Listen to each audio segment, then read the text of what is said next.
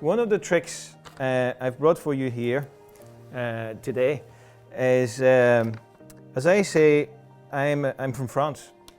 This bag usually, usually I would ask people, because I know what this bag is. This bag is usually found in the front seat in the aeroplane. There's a wee pocket on the front seat, and in that pocket you usually find bags like these, paper bags. Now those are usually sick bags, but now just to reassure you, we do not have any sick in there, but I have brought with me a toy or a game that a lot of people would know. This is a Rubik's Cube. So the idea is this is not just any sick bag. This is a magic sick bag. So the idea is if you put the Rubik's Cube into the sick bag, if you give it a wee wave, and if you wait for a wee while, you will tend to find that the Rubik's Cube comes back mixed. Now, we can do the same thing again. If I put the Rubik's Cube in the bag, hang on, here we go, like this, and if you give it a wee wiggle again, you'll never guess what happens. The Rubik's cube comes back absolutely solved.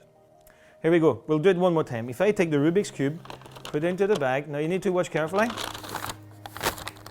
Give it a wee shake, give it a wee wiggle. You will see the Rubik's Cube is again mixed. And I know what people are thinking back in their home. You will think that when I put the Rubik's Cube, actually I have two Rubik's Cubes in there. So I'm going to let you into a secret. There are two Rubik's Cube. There's one actually which is solved, like this one. And the second Rubik's Cube, maybe you could see it through the lights on the bag, but the second Rubik's Cube you'll see, it's a clear one. Now, that was for the Rubik's Cube, and I'm sure some of you may have thought that there was something wrong with me, and this wasn't magic, eh? But hey, here we are. So this is Rubik's Cube magic. I do what we call close-up magic. So usually we have an audience, we've got a few people, and one of the things I like to do, it's an old game that used to be played on barrels, and they used to do it in the harbours. They used to do it with 3 shells, walnut shell, and a wee green pea, and the idea was to put the green pea under one of the shell and shuffle the shells. And people were betting, or people were guessing, because we're not encouraging any betting, where the pea was under what shell. The problem with that is the props were very, very small. So when people were gathering around, it was making it more difficult for people to see, and the audience couldn't be reached. So then after, what happens is people decided to do it with 3 cups and a ball. Bigger props, bigger audience.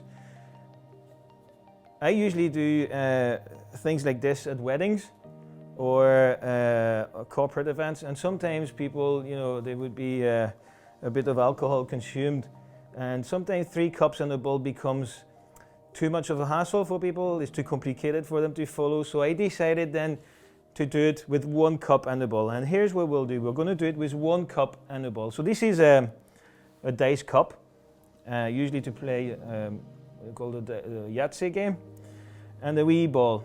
So the idea is you see the ball going into the cup. Maybe you can hear it. You can see the ball, you can hear it. And the idea of the game is for me to put the cup on the table, and you have to guess where is the ball. Is the ball under the cup or inside my pocket? Now for this one, people may say it's under the cup. Some people may say it's in my pocket.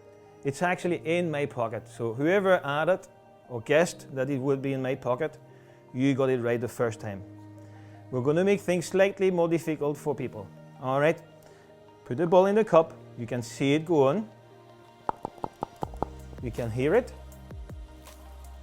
And then you have to guess where's the ball. Is the ball under the cup or in my pocket? So at that stage, people will start to throw money and bet, and to say that the ball is in my pocket. But actually the ball is under the cup. And people don't pay attention, so we're going to do it slightly more difficult this time. If I take the ball, go 1, 2, and 3, where's the ball? Under the cup or in my pocket? And again, people will say it's in my pocket, but it's not. It's under the cup. Now I'm going to show you how this is done.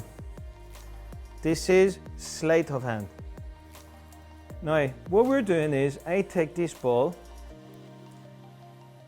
and what I'm doing here, I'm pretending to take the ball into my left hand, but the ball is actually in my right hand because I pretend to take it. And the way I do this, you can find on YouTube. It's called the French drop, but anyway, this is another thing that you can learn. You take the ball between your fingers, and I'm going like this, which I pretend to take. So I'll do it again. I'm pretending to take the ball into my hand, and it's here. So at the same time, you need to follow the action. I pretend to take the ball.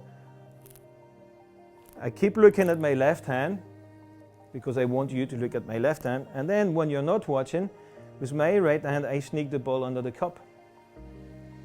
And this is how this is done. This is the sleight of hand. So this is something you can learn yourself, as I said, on YouTube.